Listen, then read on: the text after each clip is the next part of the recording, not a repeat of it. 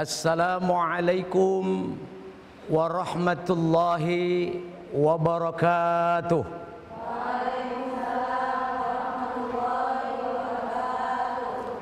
Bismillahirrahmanirrahim. Alhamdulillahi wa kafa. Wassalatu wassalamu ala sayyidina Muhammadinil Mustafa wa ala alihi wa ashabihi ahli sidqi wat tuqa. Amma ba'du. Jamaah Ayati yang saya cintai, pemirsa Cahaya Hati Antv di mana saja berada, rahimakumullah.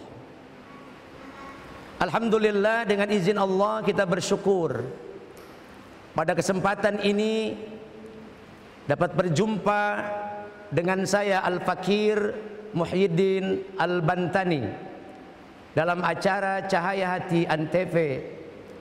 Semoga pertemuan kita kali ini senantiasa menjadi wasilah turunnya rahmat, datangnya barakah, dan kita semua mendapat ampunan dari Allah Subhanahu wa ta'ala. Amin ya rabbal. Salawat ma'asalam semoga terlimpah curahkan kehariban alam junjungan Nabi besar kita Muhammad sallallahu alaihi wasallam, dan kita semoga menjadi umatnya yang selalu istiqamah mengikuti ajaran sunnah-sunnahnya sampai akhir zaman, dan kelak kita menjadi umat yang mendapat syafaat dari baginda Rasulullah sallallahu alaihi wasallam. Jamaah Ayati, pemirsa Cahaya Hati Antv rahimakumullah. Pada kesempatan ini saya ingin menyampaikan bahwa setiap kita manusia, terutama kita adalah cucu Adam, pasti punya salah, pasti punya dosa. Dan tentu sebaik-baik orang yang punya dosa adalah orang yang mau bertaubat. Baginda Nabi sallallahu alaihi wasallam bersabda, "Kullu bani Adam khata'un wa khairul khata'ina at-tawwabun." Setiap anak cucu Adam punya salah. Setiap cucu Adam punya dosa. Dan sebaik-baik orang yang punya dosa, sebaik-baik orang yang punya salah adalah orang yang mau bertaubat. Maka proses bertaubat, memohon ampun kepada Allah tidak boleh ditunda-tunda. Tidak boleh ada kata nanti taubatnya kalau sudah tua, nanti taubatnya kalau sudah umur 50 tahun. Sebab kenapa? Ajal yang datang menimpa setiap kita tidak pernah menunggu, tidak pernah mengenal kata nanti. Maka dalam Al-Quran surah Ali Imran ayat 133 Allah Subhanahu wa ta'ala berfirman, A'udzu billahi minasy syaithanir rajim. Jawab dong Bu. Ibu jawab dong. Yang jawab saya doakan mudah-mudahan masuk surga. Sekali lagi, A'udzu billahi minasy syaithanir rajim. Bismillahirrahmanirrahim. Wasari'u ila maghfiratin min rabbikum wa jannatin 'arduha as-samawati wal ardh u'iddat lil muttaqin. Begitu kata Allah. Apa kata Allah? Dan bersegeralah kamu menuju ampunan Allah dan menuju surganya Allah. Yang luasnya surga itu seluas langit dan bumi. Kebayang nggak Bu? Surga seluas langit dan bumi? Pasti tidak. Untuk siapa sorga yang luasnya seluas langit dan bumi itu? Kata Allah, uiddat lil muttaqin, hanya untuk orang-orang yang bertakwa. Yang pertama, bersegera menuju ampunan Allah. Buru-buru lari untuk menuju ampunan Allah lewat taubat, dosa besar, istighfar, dosa kecil. Maka oleh karena itu, jamaah Ayati yang saya cintai, pemirsa Cahaya Hati Antv, dimanapun Anda saudara-saudaraku berada yang dimuliakan oleh Allah, menunda-nunda amal, termasuk menunda-nunda untuk segera bertaubat, ini akan punya dampak. Tentu saja bukan dampak yang positif, tapi dampak yang negatif. Apa dampak orang yang suka menunda-nunda amal? Apa dampak orang yang suka menunda-nunda bertaubat? Yang pertama, dia akan kehilangan motivasi. Dia akan kehilangan semangat. Ketika ada kesempatan taubat, ketika ada kesempatan dia beramal soleh, ia bilang, nanti sajalah. Nanti sajalah. Maka kesempatan itu hilang, maka kemudian motivasi pun akan serta-merta hilang. Ini dampak pertama. Maka kata Allah tadi, kenapa? Wasari'u, segera menuju ampunan Allah.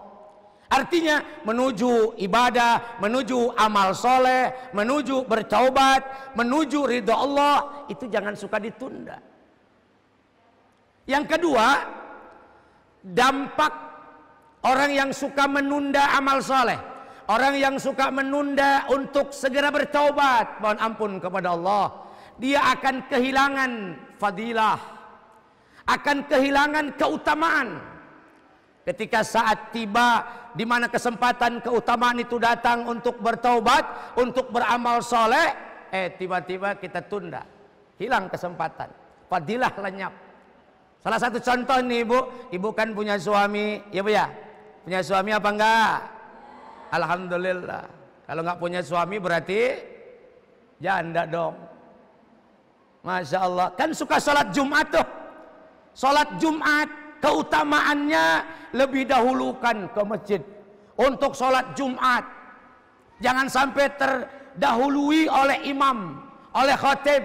Karena malaikat setiap pintu masjid nunggu nyatat siapa yang dulu masuk masjid. Ketika suami ibu, bapak-bapak, pemirsa Cahaya Hati Antv sholat Jumat ketika terlambat karena sengaja menunda-nunda untuk segera pergi sholat Jumat, maka keutamaan fadilah sholat Jumatnya hilang. Kan yang pertama dicatat oleh Allah, malaikat catat pahalanya, pahala sebesar unta yang masuk masjid pertama. Yang kedua, pahala 1 ekor sapi.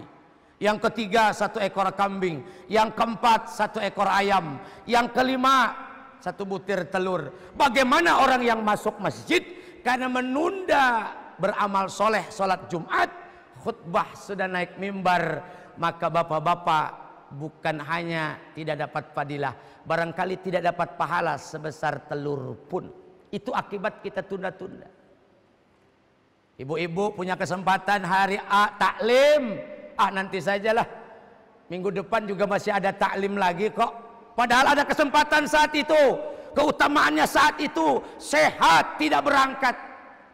Ada jaminkah dari Allah 1 minggu kemudian kita masih hidup? Tidak. Ada jaminankah bahwa 1 hari ini ke hari esok Allah masih memberikan nyawa? Belum tentu. Maka bersegeralah, jangan sampai fadilah keutamaan ini hilang, jamaah sekalian.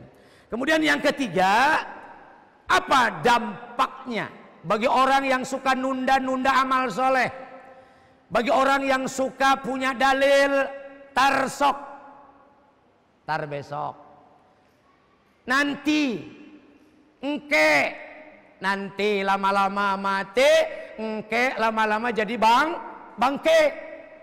Apa yang ketiga? Dampak orang yang suka menunda amal soleh, tidak bersegera berbuat kebajikan, tidak segera berbuat atau menuju kepada taubatan nasuha, dia akan kehilangan kesempatan.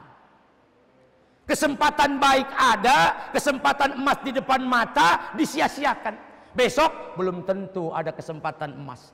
Besok belum tentu ada waktu yang tepat untuk kita bisa bertaubat dan bisa beramal soleh. Itu jamaah sekalian, saudara-saudaraku, jamaah Ayati dan seluruh kaum muslimin muslimat, pemirsa Cahaya Hati Antv. Maka oleh karena itu, jangan sampai kita suka menunda-nunda beramal soleh. Apalagi kita punya dosa. Sekali lagi, kalau urusan kita punya dosa, dosa kita kadang-kadang lebih banyak daripada pahala. Maka dengan segera bertaubat, harapan kita Allah mudah-mudahan ampuni, amin. Mudah-mudahan dengan wasilahnya hadir di majelis, di tempat-tempat yang mulia, jadikan wasilah Allah turunkan ampunan, amin. Karena Allah itu maha pengampun. Tidak ada bagi hambanya yang mau bertaubat dengan sungguh-sungguh, Allah tidak akan mengampuni dosa kita. Pasti, asal ada sungguh-sungguh untuk bertaubat. Kita akan kembali setelah pesan-pesan berikut ini. Tetap di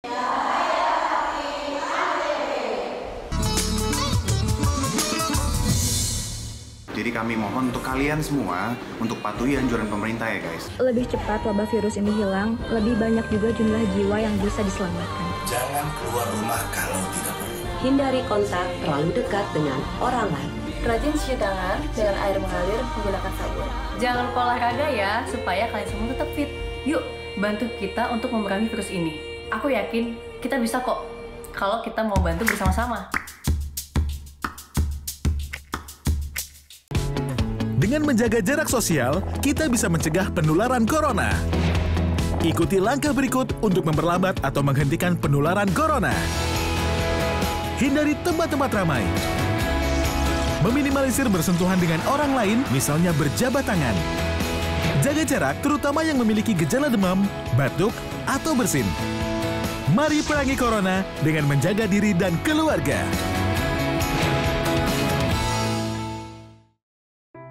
Saya Letnan Jenderal TNI Doni Monardo, Ketua Gugus Tugas, mengingatkan wabah COVID-19 masih berlangsung. Diperlukan disiplin dan kesadaran kolektif untuk menaati protokol kesehatan agar kita bisa segera mengakhirinya. Anda harus menjadi patriot bagi diri sendiri dan keluarga, serta Anda bisa menjadi pahlawan kemanusiaan bila berhasil melindungi sesama. Salam tangguh, salam kemanusiaan. Ketika diberitahu ada warga yang harus karantina mandiri di rumah, awalnya saya bingung dan ragu harus bagaimana. Sampai akhirnya saya mencoba mengajak warga lain untuk bersama-sama peduli. Ternyata mereka sangat bersemangat. Bahu-membahu kami mempersiapkan segala sesuatu. Dengan bergotong royong, kita bisa hadapi ini bersama-sama. Kita yang lahir dari keberagaman, merangkul setiap perbedaan. Dengan membulatkan tekad untuk lebih peduli, kita membuka banyak kesempatan untuk jadi generasi terdepan yang menjunjung tinggi toleransi. Karena kita Indonesia.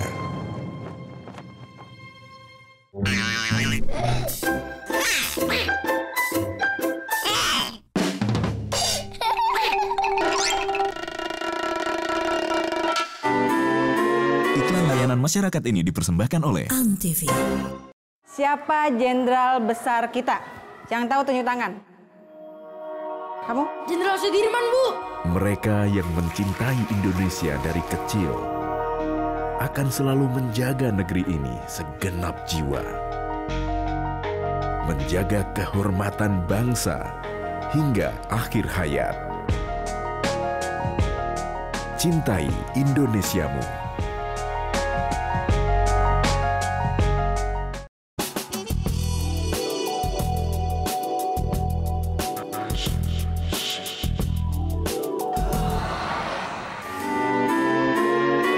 Iklan layanan masyarakat ini dipersembahkan oleh Antv.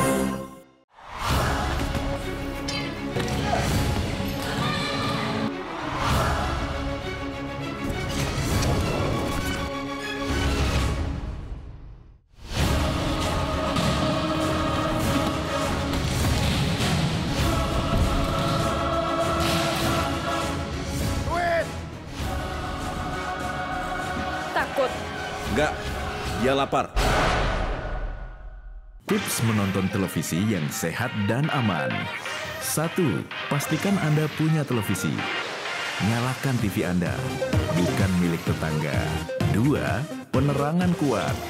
Lampu yang kurang terang akan merusak mata dan menyulitkan melihat mantan. 3. Jarak pandang minimal. Jarak yang dianjurkan adalah 5 kali diagonal layar.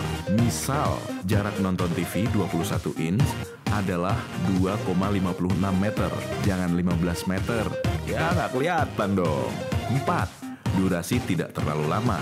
Mata akan lelah jika nonton lebih dari 2 jam. Seperti mencintai orang yang tidak cinta kita. Capek deh. 5. Istirahatkan mata dan badan. Sering berkedip agar mata tidak kering. Tapi jangan terlalu sering, karena akan dikira centil. 6. Diskusikan apa yang telah disaksikan. Biasakan berdiskusi bersama keluarga atau rekan. Tapi jangan diskusi sama mantan ya. Terorisme. Mereka nggak ingin hidup kita tenang. Mereka nggak suka lihat kita tertawa, Bahagia. Bebas beraktivitas. berprestasi. Gak rela kita hidup berdampingan dalam perbedaan. Tapi kita nggak boleh takut. Bersatu. Lawan kebencian dengan cinta. Lawan terorisme dengan persatuan. Ketika kamu menggunakan narkoba, kamu telah siap kehilangan.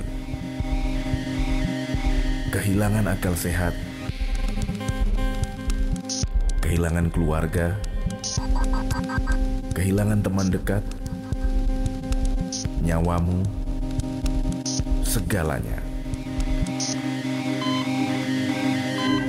Narkoba tidak memberikan apa-apa.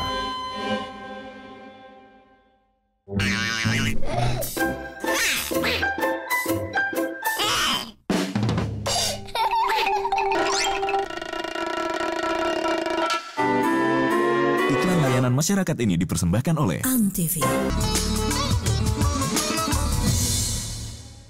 Jamaah Ayati, pemirsa Cahaya Hati Antv, di mana saja saudara-saudaraku berada yang saya cintai karena Allah. Kalau kita bicara ajal, kalau sampai umpamanya berbuat baik, ibadah, taubat ditunda-tunda, sementara ajal setiap saat mengintai kita. Kalau Allah sudah memanggil, maka tinggal hanya penyesalan. Apa yang akan kita pertanggungjawabkan di hadapan Allah kalau kita mati dalam keadaan tidak membawa bekal amal, tidak membawa sebelumnya kita bisa bertaubat dan taubat kita diterima oleh Allah.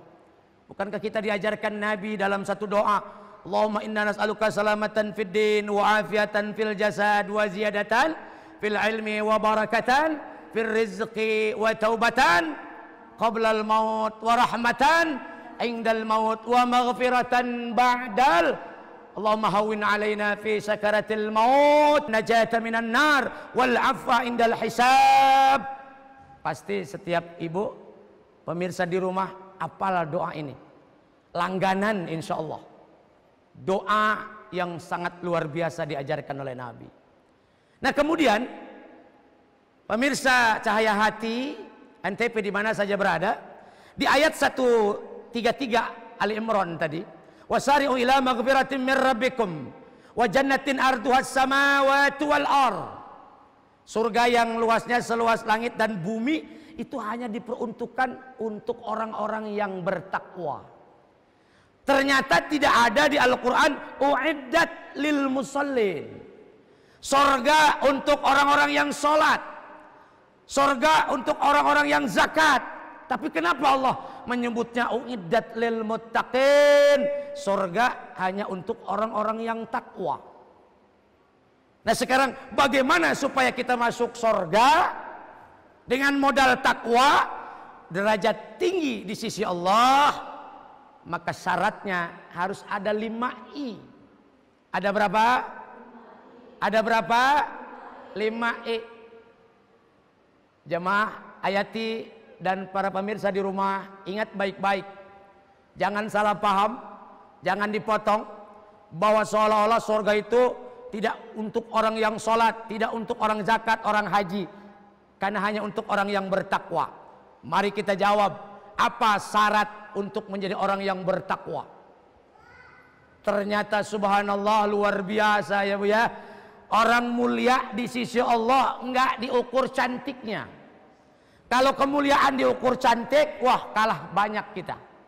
Yang mulia artis bintang film, Hollywood, Bollywood. Kalau di Indonesia mungkin artis-artis sinetron. Apalagi pecinta-pecinta ikatan cinta. Masya Allah. Salah satunya ibu-ibu barangkali. Betul apa betul?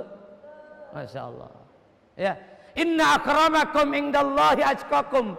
Sesungguhnya orang yang paling mulia di sisi Allah bukan orang yang paling kaya, bukan orang yang paling ganteng, paling cantik, paling jabatannya tinggi, tapi orang paling mulia di sisi Allah orang yang paling bertakwa. Sekarang bagaimana supaya mulia di sisi Allah? Menjadi mutakin namanya, dan mendapatkan surga yang tadi luasnya seluas langit dan bumi. Maka kemudian syaratnya ada 5 I. Apa itu I yang pertama? I yang pertama iman. Syaratnya iman. Kalau kita bicara iman, lagi kecil kita suka diajarkan guru, rukun iman ada 6, katanya begitu. Iman kepada Allah, iman kepada malaikat Allah, Rasul Allah, kitab-kitab Allah, hari kiamat, qada dan qadar. Ini bicara tauhid, berarti bicara asyhadu an la ilaha illallah wa asyhadu anna muhammadar rasulullah. Itu yang pertama, I-nya iman. Yang kedua, I-nya Islam. Kalau pengen dapat gelar muttaqin, masuk surga yang seluas langit dan bumi, maka syarat keduanya Islam. Kita dulu diajarin oleh guru, Islam itu rukunnya ada 5. Ada syahadat, ada sholat, ada zakat, ada puasa, ada haji. Sekarang saya tanya, tadi di Al-Quran, surga itu untuk orang yang bertakwa. Sekarang sudah dibahas yang kedua E. Ada di dalamnya sholat? Ada di dalamnya sholat? Ada pada rukun syahadat sholat. Sudah lengkap, iman sudah, Islam ada. Pertanyaannya, sudahkah saya pantas disebut muttaqin di sisi Allah, lalu mendapatkan gelar orang yang paling mulia, lalu kemudian masuk surga yang seluas langit dan bumi? Belum. Baru 2. Yang ketiga syaratnya harus ada yang namanya ihsan. Apa itu ihsan? An ta'budallaha ka'annaka tarahu wa illam takun tarahu fa innallaha yaraka. Sembahlah Allah seolah-olah engkau melihat Allah. Kalau engkau tidak mampu melihat Allah, yakin Allah lihat kamu. Itulah ihsan. Jadi hidup merasa diawasi terus oleh Allah. Dimanapun berada, Allah tahu, Allah lihat kita. Itulah ihsan. Kalau sudah prinsip ibadahnya kepada tingkatan ihsan, maka ada orang atau tidak ada orang, ibadah tidak akan pernah berubah. Orang lihat atau tidak, sholat tetap karena Allah. Orang dengar atau tidak, apapun yang kita lakukan semata-mata karena Allah. Jelas? Jelas? Jadi kalau kita ngaji, ibadah, taklim, sholat, kalau orientasi motivasinya karena manusia, karena tetangga, karena saudara, karena orang lain, berarti sudah bisa disimpulkan ibadah kita bukan karena Allah. Belum ada ruh ihsan di situ. Yang ketiga, iman sudah, Islam udah, ihsan alhamdulillah. Sudahkah saya pantas disebut muttaqin? Belum. Sudahkah kita pantas menjadi orang yang paling mulia di sisi Allah? Belum. Sudahkah kita pantas masuk surga yang seluas langit dan bumi? Belum. Kalau belum punya syarat yang keempat. Apa itu? Ilmu. Iman ada, Islam ada, ihsannya sudah, tapi ilmu tidak ada. Bagaimana melaksanakan praktek ibadah? Bukankah seluruh aspek ibadah dalam Islam itu menggunakan ilmu? Wong namanya di ladang saja, nanam padi pakai ilmu. Kalau tidak pakai ilmu, biasanya hasilnya kurang baik. Betul apa betul? Masjid ini dibangun oleh arsitek yang punya ilmu, nggak asal bangun. Konstruksinya harus sesuai dengan apa yang akan dibangun ke atas. Kalau tanpa ilmu, ini bangunan bisa roboh. Maka sholat perlu pakai ilmu. Bagaimana sholat yang baik, bacaan yang baik, ruku yang baik, bagaimana menghasilkan sholat yang khusyuk. Itu yang namanya sholat pakai ilmu. Baru berapa? 4. Berapa lagi? Ingetin dong, takut lupa. Ada 5, berarti yang terakhir. Iman sudah, Islam sudah, ihsan sudah, ilmu sudah. Belum cukup menjadi muttaqin, mendapat gelar takwa, orang mulia di sisi Allah, lalu masuk surga yang seluas langit dan bumi. Kalau belum syarat yang ke-5, yaitu ikhlas. Aspek ibadah apapun yang tadi kita bicarakan tidak akan ada artinya di sisi Allah kalau tanpa keikhlasan.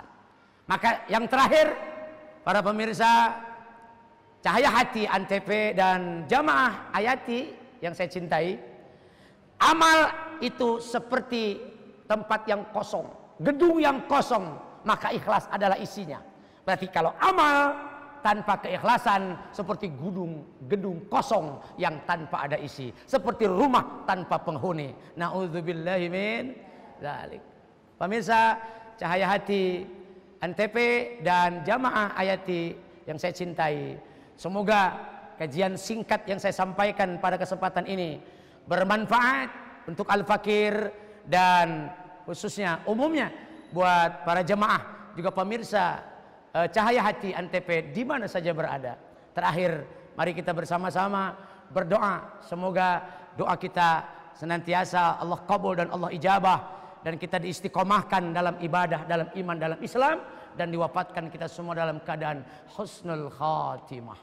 Amin ya Allah ya Rabbal Alamin. Bismillahirrahmanirrahim. Allahumma lakal hamdu syukra wa lakal mannu fadla wa nastaghfiruka ya hayyu ya qayyum. Salli wa sallim adada ilmika ala abdika wa rasulika wa nabiyyika wa habibika as-sayyidil ma'sum sayyidina Muhammadin wa alihi wa ashabihi wa ummatihi ajma'in. Allahumma inna nas'aluka ridhaka wal jannah wa na'udzu bika minan nar. Allahumma inna nas'aluka al-'afwa wal 'afiyah wal mu'afata ad-da'imata fid dini wad dunya wal akhirah. Rabbana atina fid dunya hasanah wa fil akhirati hasanah wa qina adzaban nar. Walhamdulillahi rabbil alamin. Terima kasih Al-Fakir, mohon maaf atas segala kekurangannya.